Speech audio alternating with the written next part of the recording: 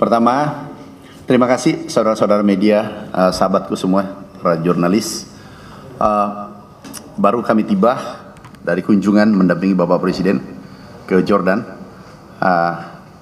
Beliau kunjungan ke beberapa negara.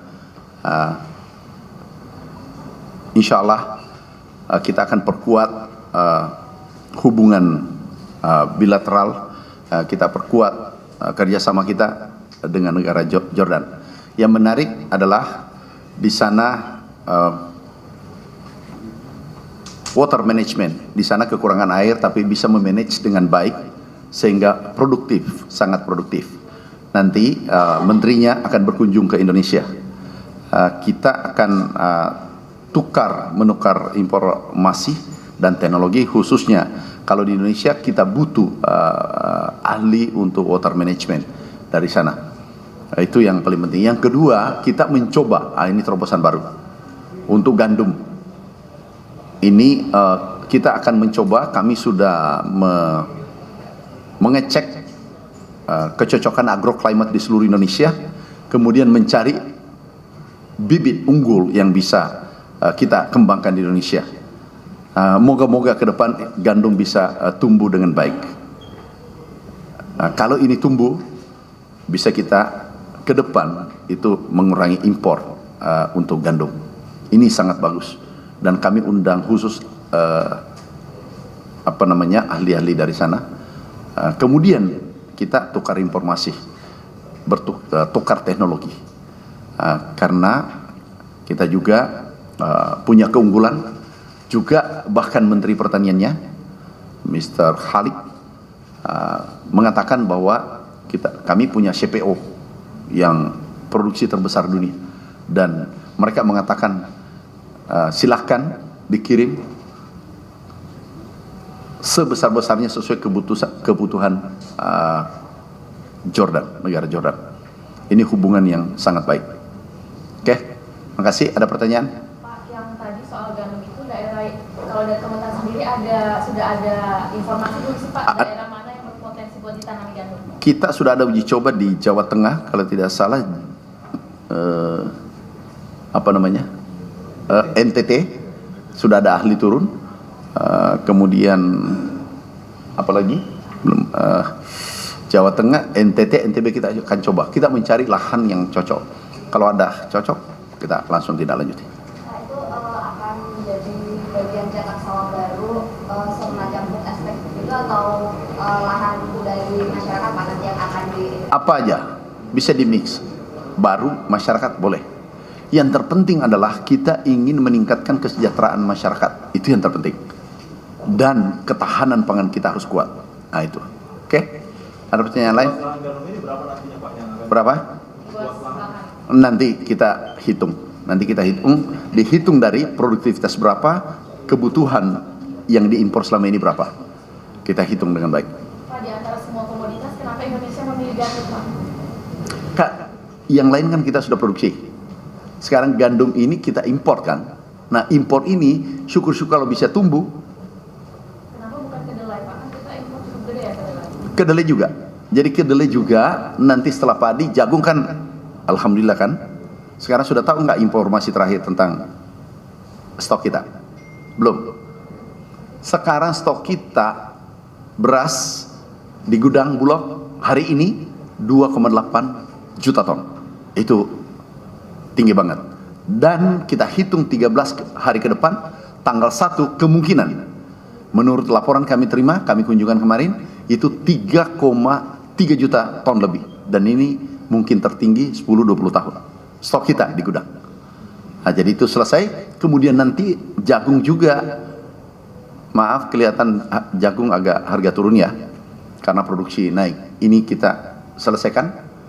Kemudian kedelai.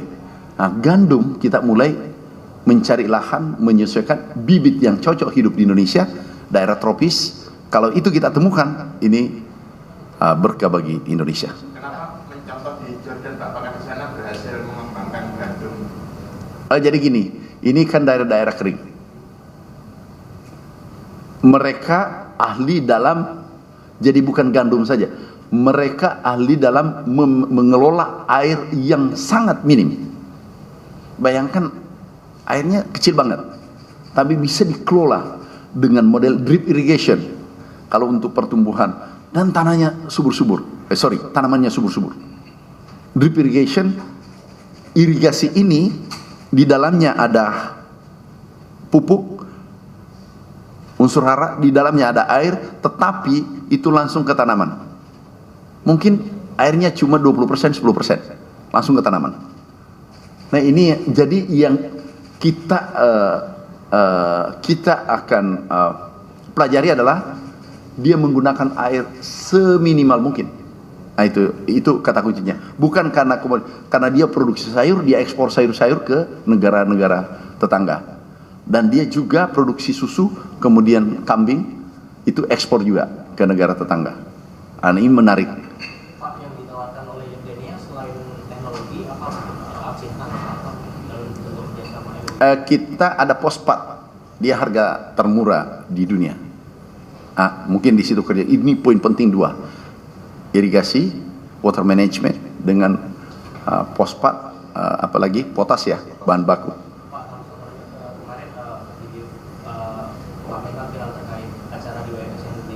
Apa tuh? Tentang? Seorang pengamat akan dipenjara itu siapa? Itu kan akan. Jadi gini, mau jelas enggak? Ya, dengar baik-baik ya, jangan salah kutip. Yang pertama, saya tidak sebut nama, silahkan cari sendiri. Yang pertama ada oknum, ulangi. Yang pertama adalah pengamat kritik yang konstruktif. Kita butuh. Saya ulangi, yang mengkritik secara konstruktif negara butuh.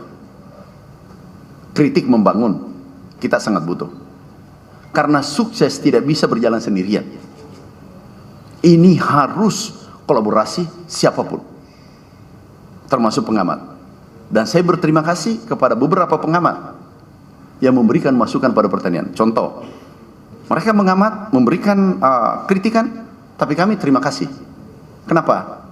Kita kalau mau besar, mau kuat, harus menerima kritikan, mau menerima terbuka, menerima kritikan. Karena yang membuat kita sukses adalah, bagian dari sukses adalah yang memberikan kritikan dan seterusnya. Nah itu, mengkritik, memuji, dua-dua adalah berkontribusi membangun negara, khususnya sektor pangan. Clear ya? Mengkritik konstruktif. Tetapi yang kami maksud adalah ada si A atau si B yang mengkritik dari dulu. Dan kami menganalisa yang kritikannya sebagian besar tidak konstruktif. Bahkan kadang datanya salah. Nah, puncaknya adalah punya agenda. Di saat kami tidak menteri lagi, ikut proyek di pertanian. Dan proyek itu sebagian hasilnya fiktif dan tidak digunakan. Kami sudah investigasi, kami serahkan ke penegak hukum. Menurut kacamata saya, bukan hukum ya, kami lihat itu merugikan negara. Karena ada kalimat, nah jangan dipelintir ya. Ada kalimat bahwa kok pengamat musuh negara. Yang musuh negara, saya tanya Anda, yang bertanya, kalau korupsi musuh negara enggak? TV One, korupsi musuh negara enggak? Musuh. Mana? Metro TV? TV One, mana tadi? Musuh negara enggak? Sepakat? Ini oknum dan ini musuh negara, dan kami tidak akan membiarkan berkeliaran dengan simbol apapun di Kementerian Pertanian. Mau pengamat, mau apapun, kami beresin. Nggak boleh kami tinggal diam.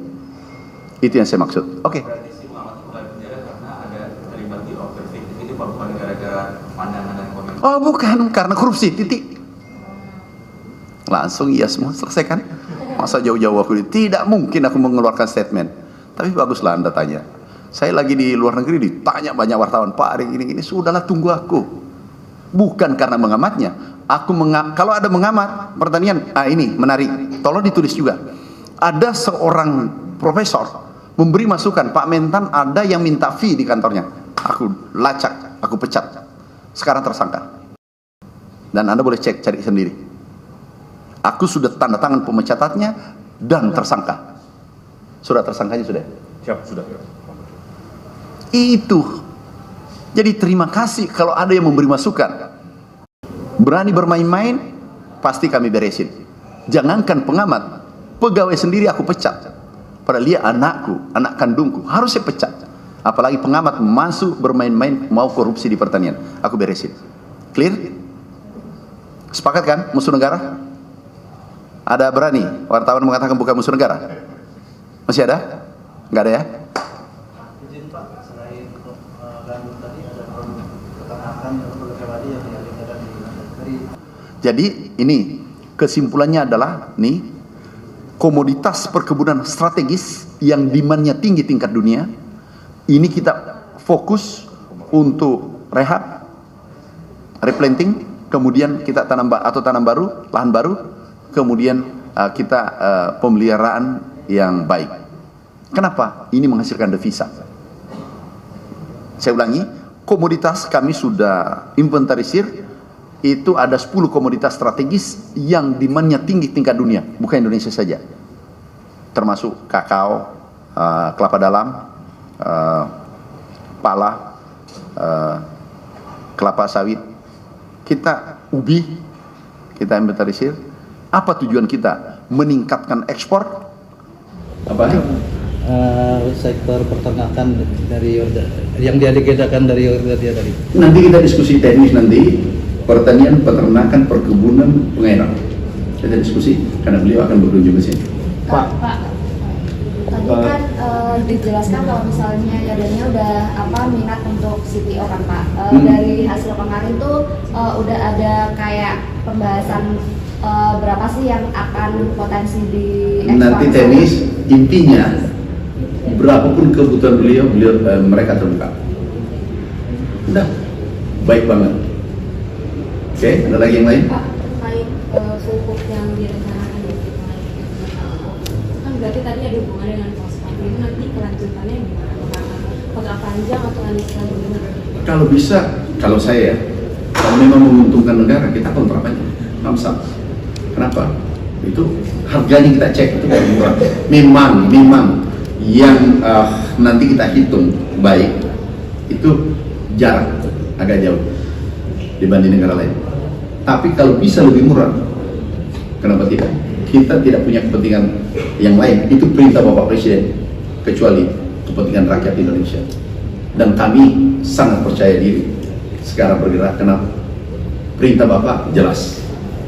Oke? Kemarin soal yang kelapa bulat yang lagi naik harganya, kalau dari teman-teman sendiri udah tahu belum Pak penyebabnya, apakah karena produksi kita yang kurang atau justru karena kebijakan ekspor Pak? Ya, pertama alhamdulillah petani bahagia karena harga kelapa bulat naik. Alhamdulillah. Dan saya ke lapangan, beliau pesta. Maaf ya, ini hikmah, ada krisis ya. Hikmah kenapa? Harga kakao yang dulunya itu 27.000, ini bupatinya, salah satu Bupati Kolaka Utara melapor, Pak Menteri terima kasih, dulu harga 27.000 kakao, sekarang naik 120.000 per kilo. Jadi ada hikmah luar biasa. Kelapa juga ini tinggi, ini produksi kita nomor 2 dunia ya, nomor 2 dunia. Kita ini baru mau tanam lagi, tidak percepat tanam, kita rehab dan seterusnya. Sudah diperintahkan Bapak Presiden. Kita rencana memproduksi lagi karena demand-nya meningkat. Ya, kita bersyukur. Petani menikmati, petani kelapa menikmati seluruh Indonesia. Sekarang petani padi, alhamdulillah, kakao, mente, kemudian apalagi kelapa dalam lagi menikmati harga yang ada, harga ekspor. Kalau boleh tahu produksi kelapa per tahun berapa? Totalnya kita 1, berapa tuh? Enggak, jumlahnya 2,8 juta hektar. hektar, tapi kalau produksi bukan. Coba cek. Kalau tidak salah 1, nanti deh cek. Anda kan cek sendiri.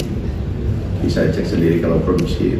Kalau tidak salah 1,9 atau 1,8 juta per tahun. Coba cek. Coba cek dulu. Ada yang lain? Pak, itu tanam baru itu maksudnya lahan baru atau replanting, Pak? Dua-duanya. Lahan baru bisa, replanting bisa. Jadi ini kesimpulannya adalah nih, komoditas perkebunan strategis yang demand-nya tinggi tingkat dunia. Ini kita fokus untuk rehab, replanting, kemudian kita tanam baru, lahan baru, kemudian kita pemeliharaan yang baik. Kenapa? Ini menghasilkan devisa. Saya ulangi, komoditas kami sudah inventarisir, itu ada 10 komoditas strategis yang demand-nya tinggi tingkat dunia, bukan Indonesia saja, termasuk kakao, kelapa dalam, pala, kelapa sawit, ubi, kita inventarisir. Apa tujuan kita? Meningkatkan ekspor, kemudian menekan impor, pada gilirannya meningkatkan kesejahteraan masyarakat. Ini tujuan akhir kita. Berarti harga kelapa dalam negeri ini tinggi karena tingginya demand global? Iya, tingginya. Terus kalau dari Kementan upaya biar harga di dalam negeri tidak begitu mahal gimana, Pak? Tolong sampaikan, bergelar ruang petani kita sejahtera. Sampaikan, tolong ya, mewakili industri kelapa. Aku tahu, aku sudah terima suratnya. Tolong sampaikan, beri ruang petani kelapa bahagia di saat harga tinggi. Pak, kemarin Pak Prabowo yang diminta protek dihapuskan melalui presiden saja, itu tindakan kita gimana, Pak? Jadi gini, itu benar. Jadi semua, kalau di pertaniannya itu kalau tidak salah sudah 240 dari dulu ya sampai sekarang, selama kami periode pertama 2, 3 jadi menteri, itu kami cabut, termasuk kemarin pupuk. Jadi regulasi yang menghambat, ngapain? Kita bypass saja. Contoh pupuk, itu pupuk, contoh kecil, pupuk ini adalah 12 menteri harus setuju, tanda tangan. 38 gubernur, 500 bupati dan wali kota tanda tangan baru pupuknya sampai ke di lapangan. Perpres diterbitkan beliau, permentannya mengikuti, dari pertanian setuju ke pupuk Indonesia langsung ke kelompok tani kelompok tani. Kelapa tadi permudah ekspornya. Kenapa? Harga lagi bagus. Benar nggak? Kalau kemudian ada kita impor bahan baku, kita permudah. Kenapa? Rakyat membutuhkan harga yang baik. Sederhana kan? Intinya beliau sampai. Jadi harus ini diterjemahkan seluruh regulasi yang kita bangun kepentingan rakyat. Titik. Jangan ada kepentingan oknum. Oke. Tapi komoditas yang udah masuk ke neraca pangan, proyeksi neraca pangan gimana, Pak? Oh, gini, apapun kita permudah, titik. Udah. Kalau dirombak. Apanya? Proyeksi neraca pangan yang udah ada itu nanti dirombak. Gini, itu kan teknis. Sekarang saya ulangi. Aku tanya balik deh daripada Anda bertanya terus. Tujuannya deregulasi, tujuannya ekspor dipermudah, tujuannya impor dipermudah, apa tujuannya? Jawab dong, biar sekali atur. Apa? Untuk masyarakat juga, Pak. Ini kita dari mana? Tribun, Pak. Hah? Tribun. Iya, aku kasih bonus nanti ya padi 2 malai. Kan?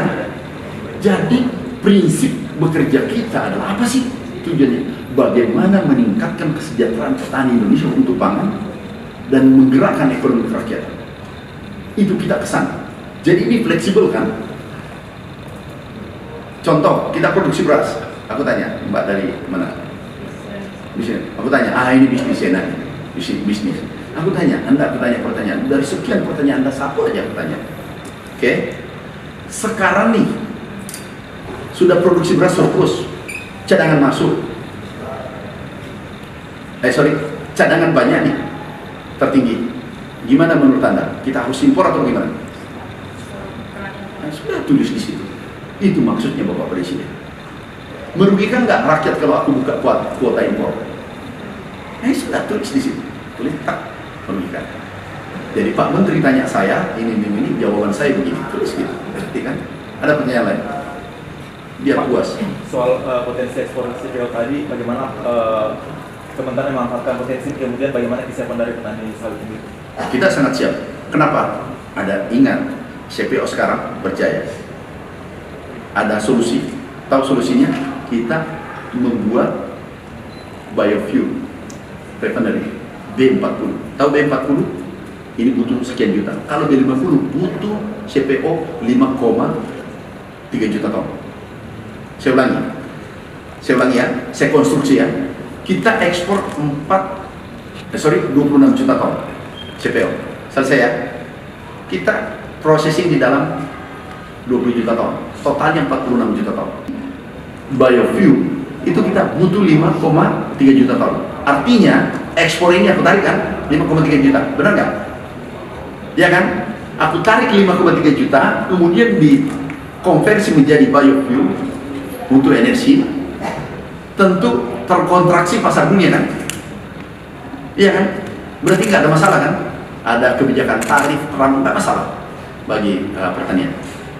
Karena ada kebijakan baru kita sebelum ada kebijakan tarif. Benar nggak? Jadi kita yang memainkan dunia. Kenapa? Produsen terbesar dunia. Di saat harga menguntungkan, kita lepas. Di saat harga agak kurang, konversi ke biofuel. Selesai. Sangat.